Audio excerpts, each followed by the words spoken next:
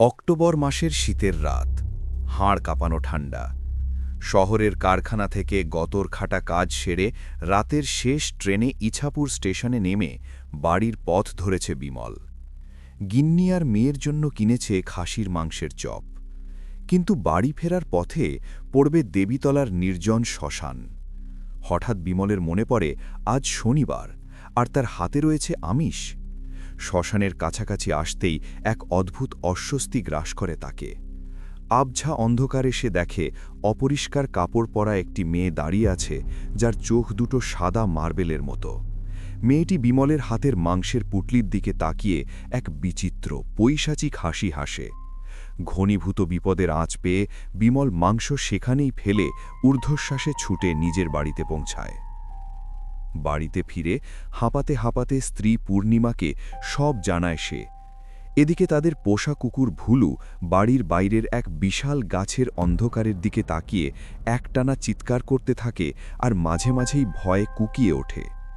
সেই রাতেই ভুলুর এক মর্মান্তিক আর্তনাদ রাতের নিস্তব্ধতা চিরে দেয়। সকালে উঠে বিমল দেখে ভুলুর ছিন্ন ভিন্ন ক্ষতবিক্ষত দেহ পড়ে আছে, যেন কোনো হিংস্র জানোয়ার তাকে খুবলে খেয়েছে। পরদিন কাজ থেকে ফিরে বিমল এক ভয়ঙ্কর দৃশ্য দেখে চমকে ওঠে। দাওয়ায় লণ্ঠনের আলোয় তার মেয়ে মনির সাথে খেলছে শ্মশানের সেই অদ্ভুত মেয়েটি। পূর্ণিমা জানায় মেয়েটির নাম কুসুম। সৎ মায়ের অত্যাচারে সে বাড়ি ছেড়েছে, তাই পূর্ণিমা মায়া করে তাকে আশ্রয় দিয়েছে। বিমলের বুক কেঁপে ওঠে, কিন্তু স্ত্রী আর মেয়ের কথা ভেবে সে চুপ করে যায়। মাঝরাতে সবাই ঘুমিয়ে পড়লে কুসুম চুপি চুপি বাড়ির বাইরে বেরিয়ে শ্মশানের দিকে এগোয়। সন্দেহ হওয়ায় পূর্ণিমাও তার পিছু নেয়। শ্মশানের গা ছমছমে অন্ধকারে সে শুনতে পায় কাঁচা হাড় মাংস চিবানোর বিকট শব্দ। ভয় পেয়ে সে কুসুমকে ডাকতেই মেয়েটি ঘাড় ঘোরায়। পূর্ণিমা দেখে কুসুমের মুখ এক অবর্ণনীয় বিভৎস রূপ ধারণ করেছে। মুহূর্তের মধ্যে সেই বিকট মূর্তি পূর্ণিমার ওপর ঝাঁপিয়ে পড়ে।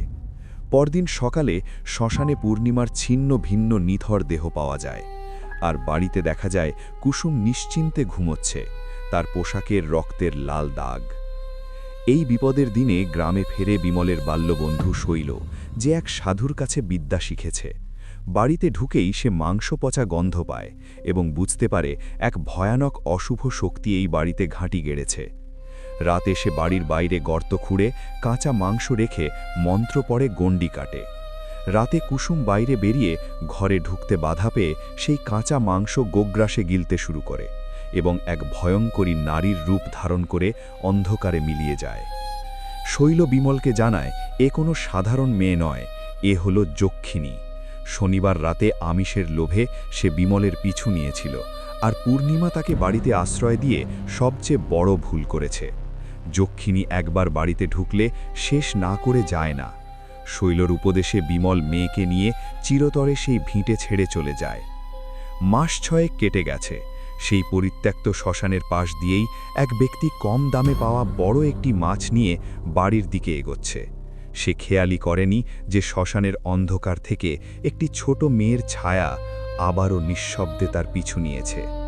শুরু হতে চলেছে সেই ভয়াল চক্রের আরও এক পুনরাবৃত্তি।